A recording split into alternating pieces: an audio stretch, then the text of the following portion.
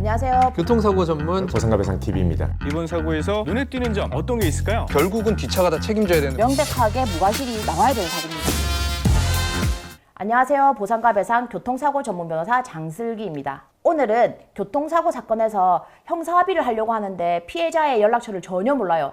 어떻게 하면 되나요? 이런 거에 대해서 궁금해하시는 분들이 많거든요. 여기에 대해서 얘기해 보려고 합니다. 자, 피해자가 있는 형사사건에서는 피해자로부터의 용서, 즉 합의가 가장 큰 감형 요소이거든요. 그 교통사고 역시 피해자가 있는 형사사건인 거잖아요. 그렇기 때문에 사실 제일 중요한 게 피해자랑 합의를 했는지 이 여부거든요. 근데 피해자한테 용서를 구하고 싶어도 피해자가 연락을 전혀 안 받는다, 아예 연락처도 모른다, 이런 경우가 다반수예요. 피해자의 인적사항은 피해자가 동의를 안 해주면 사실 가해자 측에서 알 수가 없어요. 변호사는 알 수 있지 않나요? 라고 하시는 분들도 굉장히 많은데, 변호사라고 하더라도 피해자가 동의해주지 않으면 사실 알 수 있는 방법이 없어요. 그럼 이런 경우에는 가해자는 뭐 아무것도 할 수 없나요? 라고 생각하시는 분들도 많은데, 그 검찰 단계에서는 형사조정 신청이라는 게 있거든요. 그래서 검찰 단계에서 변호사를 통해서 형사조정을 하고 싶다라고 신청을 하셔도 되고요. 그때도 형사조정이 안 된다 하면은 법원 단계에서 피해자 대리인이 선임되었거나 피해자가 직접 나왔을 때는 변호사를 통해서 그런 피해자와 합의를 한번 시도해 보실 수도 있고, 그렇게도 절대로 안 된다고 한다면은 공탁을 거는 방법까지 생겼습니다.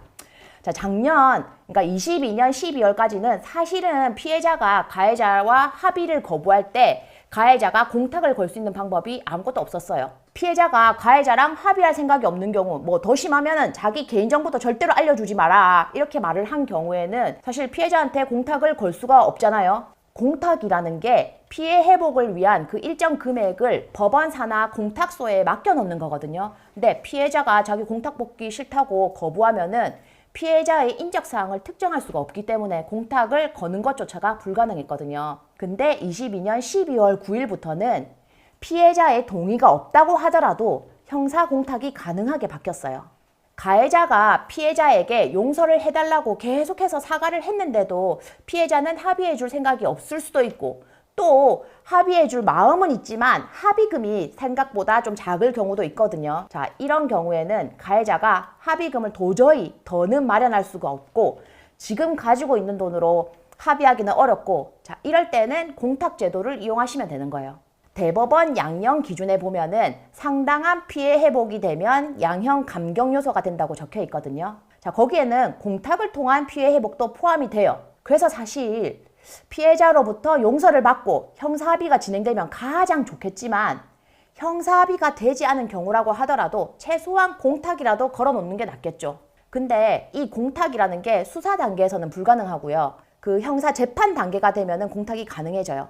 자, 그러면 현실적인 고민. 피해자의 동의 없이 이루어진 형사공탁이 감형에 얼마나 유리하게 작용할까? 사실 이거는 사안에 따라서 가능성이 다양하기 때문에 일괄적으로 이런 작용을 할 거다라고 단언할 수는 없어요. 그래도 형사공탁이 이루어졌다면은 법원에서도 형량을 정할 때 공탁 건 것을 아예 인정 안 해주지는 않을 겁니다. 그러나 이게 합의를 한 거와 똑같은 효과가 있을지 역시 미지수예요. 자, 합의와 공탁의 차이점은 뭐냐면, 피해자가 가해자에 대한 처벌을 계속적으로 요구하고 있는지 아닌지가 달라져요. 합의는 피해자로부터 용서를 받은 것이기 때문에 피해자가 가해자에 대한 처벌 의사가 없는 거거든요. 합의를 했으니까 가해자 선처해주세요, 이런 의사로 해석될 수 있단 말이죠. 근데 공탁은 그렇지는 않죠. 피해자는 계속해서 가해자에 대해서 엄벌해달라고 요구하고 있는 그런 상황이니까요. 근데 합의랑 공탁의 공통점도 있어요. 어느 정도의 피해 배상이 된다는 점에서는 사실 두 개가 유사하다고 볼 수 있죠.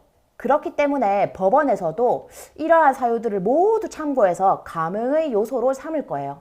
합의는 이루어지지 못했지만 공탁을 건 금액이 피해를 어느 정도 회복할 수 있을 정도라고 생각된다면은 집행유예가 나올 수도 있을 것 같아요. 그러니까 만약 피해자에게 진심 어린 사과를 전했음에도 불구하고 합의에 이르지 못했다면, 자, 그럴 때는 변호사에게 전화를 해서 이런 경우에 어떻게 합의를 시도하면 좋을까요? 형사조정 신청은 어떻게 하면 되는 걸까요? 이런 거에 대해서 한번 문의해 보시면 좋을 것 같고요. 혹시나 이것과 관련해서 궁금한 점이 있으시면은 보상가 배상에 문의 주세요. 그러면은 그거에 대해서 자세하게 답변 드리도록 하겠습니다. 오늘 영상 끝까지 봐주셔서 감사드립니다. 새로운 주제로 다음 영상에서 찾아뵙도록 하겠습니다.